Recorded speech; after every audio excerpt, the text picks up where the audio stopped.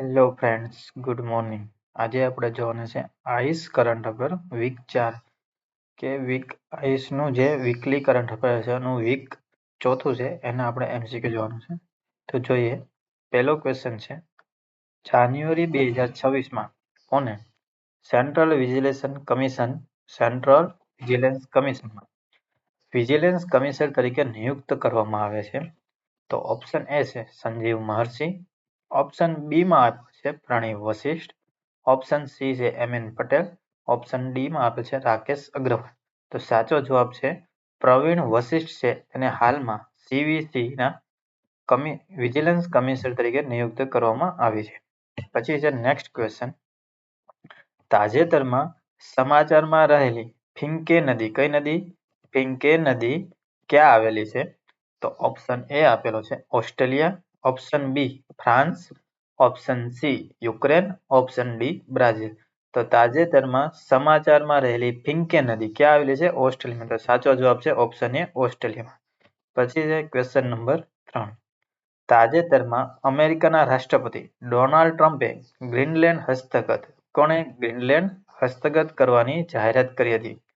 Greenland વિશે નીચેના નિવેદન પર વિચાર કરી સાચો વિકલ્પ પસંદ કરો.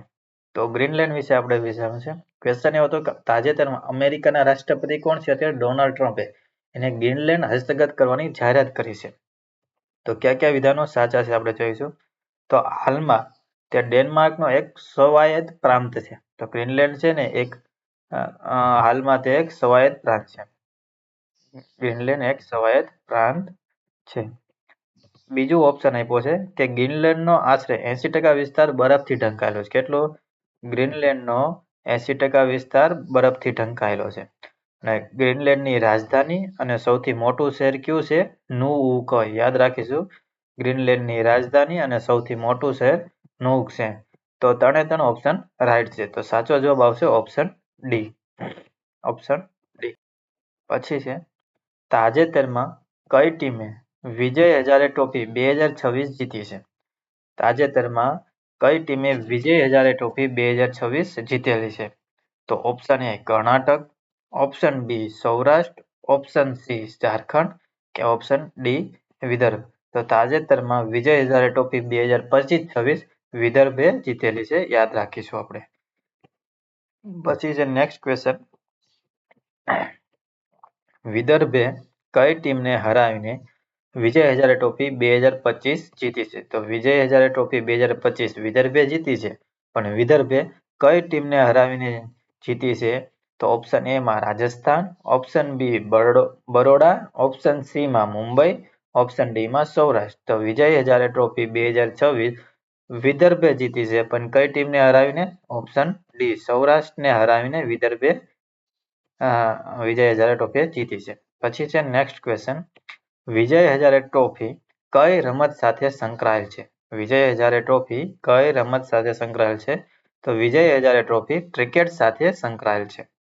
પછી નેક્સ્ટ ક્વેશ્ચન છે, નીચેના પૈકી કયા દેશની ઈરાન સાથે જમીન સરહદ નથી અડતી? નીચેના પૈકી કયા દેશની ઈરાન સાથે જમીન સરહદ નથી અડતી? તો ઓપ્શન એ માં તુર્કમેનિસ્તાન, ઓપ્શન બી માં આર્મેનિયા, ઓપ્શન સી માં આપે છે તુર્કી, ઓપ્શન ડી માં ઉઝબેકિસ્તાન.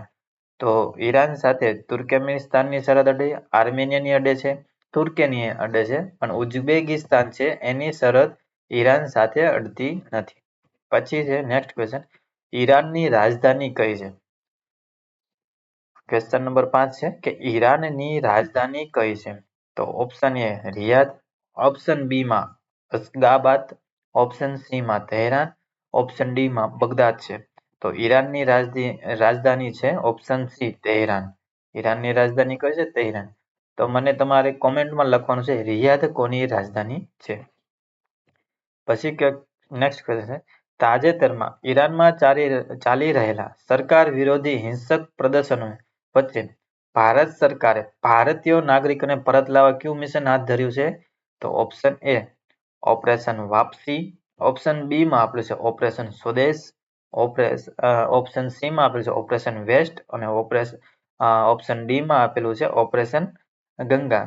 તો તાજેતરમાં ઈરાનમાં ચાલી રહેલા સરકાર વિરોધી હિંસક પ્રદેશોને ભારત સરકારે ભારતીય નાગરિકોને પરત લાવવા કયું મિશન હાથ ધર્યું છે?